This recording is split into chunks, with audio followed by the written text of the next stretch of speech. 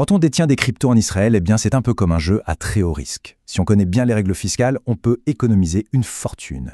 Mais si on les ignore, voilà, ça peut coûter très très cher. Alors voyons ensemble comment on peut transformer toute cette complexité en un véritable avantage. Voilà la question de départ. Les cryptos, c'est un investissement ou c'est un passif fiscal? C'est vraiment la question fondamentale pour quiconque en possède en Israël. Et croyez-moi, la réponse, elle n'est pas si simple. Et attention, ce n'est pas juste une histoire de paperasse, c'est un vrai choix, un carrefour. D'un côté, il y a la possibilité d'optimiser ses gains. De l'autre, le risque est de pénalités vraiment lourdes. Il n'y a pas d'entre-deux. Bon, alors rentrons dans le vif du sujet. Pourquoi est-ce que la déclaration de ces cryptoactifs est absolument non négociable pour toute personne qui en détient en Israël? Alors voilà le premier point, et il est fondamental. Pour le fisc israélien, les cryptos, ce n'est pas de la monnaie. C'est considéré comme un actif, un nekes en hébreu. Il faut vraiment retenir ce mot nekes, parce que cette simple définition, eh bien, c'est la clé de tout le système fiscal qui s'applique aux cryptos ici. Et comme c'est un actif, la conséquence directe, c'est que chaque fois qu'on s'en sépare, ce qu'on appelle une cession, ça déclenche un événement fiscal. Mais attention, une cession, ce n'est pas juste vendre ses bitcoins pour des shekels, pas du tout. C'est aussi échanger des bitcoins contre de l'Ethereum, c'est même payer un café avec ses cryptos. Chacune de ces actions, aussi simple soit-elle, est un événement qu'il faut déclarer. Maintenant, on pourrait être tenté de se dire que tout ça reste anonyme, que personne ne verra rien. Eh bien, c'est une idée qui est devenue très dangereuse. Et on va voir tout de suite pourquoi. C'est cette petite voix, Personne ne le saura. Beaucoup se le disent. Mais cette pensée, c'est probablement l'erreur la plus coûteuse qu'un investisseur crypto puisse commettre aujourd'hui. Alors pourquoi est-ce que cette idée est complètement dépassée? C'est simple en fait. La technologie et la coopération internationale ont totalement changé les règles du jeu. Il faut bien comprendre ce qui se passe. D'un côté, on a des accords internationaux comme le standard CARF de l'OCDE qui forcent les pays à échanger des infos.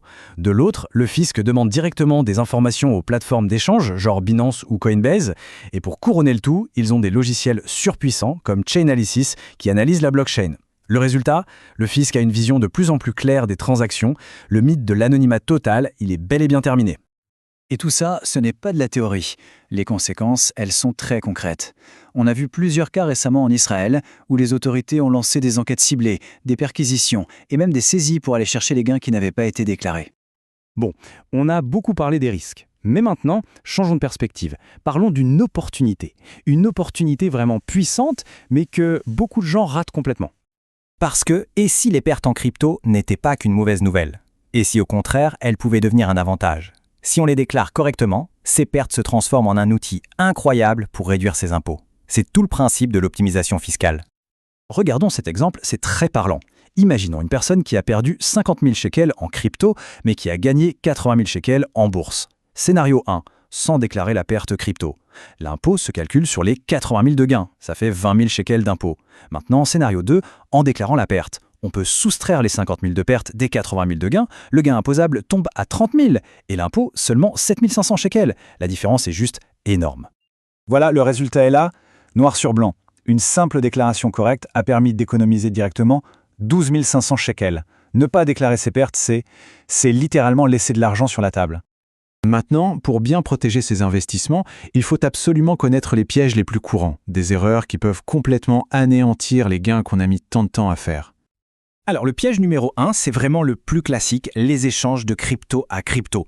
Beaucoup de gens pensent que tant qu'on ne repasse pas en euros ou en shekels, il n'y a rien à déclarer. C'est faux. Chaque swap, chaque échange est considéré comme une vente et donc c'est un événement imposable. L'ignorer, c'est prendre un risque de redressement et en plus, c'est se priver de la possibilité de déclarer une perte si c'en est une.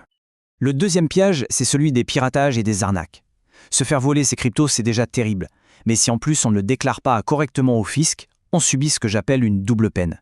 Non seulement on a perdu ses actifs, mais en plus on perd l'avantage fiscal qui va avec, parce qu'une perte par vol, si elle est bien documentée, peut être déduite. Et enfin, le troisième piège concerne les revenus du minage ou du staking. L'erreur ici, c'est de traiter ces revenus comme un gain en capital classique. Souvent, le fisc les voit comme un revenu d'activité, un peu comme un salaire, ce qui veut dire un taux d'imposition plus élevé.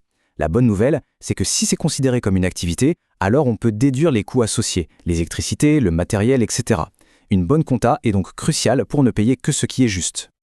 Bon, maintenant qu'on a vu les risques, les opportunités et les pièges, passons à l'action. Comment faire concrètement? Mettons en place un plan d'action simple et clair pour être en règle et avoir l'esprit tranquille. Voici une feuille de route en 4 étapes. C'est simple. Premièrement, la documentation. Il faut absolument tout tracer, chaque transaction. Deuxièmement, l'expertise. Il ne faut pas hésiter à faire appel à un comptable spécialisé, un Roa Heshbon qui connaît le sujet. Troisièmement, la déclaration annuelle. Chaque année, on inclut toute son activité crypto dans son rapport. Et enfin, quatrièmement, la régularisation. Si par le passé des choses n'ont pas été déclarées, il existe une procédure pour se mettre en règle. C'est un chemin clair vers la sérénité. Cette phrase résume tout, je trouve. La volatilité du marché, c'est un risque qu'on choisit de prendre quand on investit. On l'accepte. Mais la non-conformité fiscale, ça c'est une erreur qu'on s'inflige à soi-même, une erreur qu'on pourrait éviter. Finalement, la meilleure assurance pour protéger ses actifs, c'est une déclaration faite dans les règles. Et on va terminer avec cette réflexion. On passe souvent des heures, des jours, à chercher le bon projet crypto, à analyser le marché. Mais est-ce qu'on accorde autant d'importance à la stratégie fiscale qui va avec? C'est une question à se poser. Car au fond, une bonne stratégie fiscale, ce n'est pas juste une contrainte administrative. C'est la touche finale d'un investissement vraiment réussi.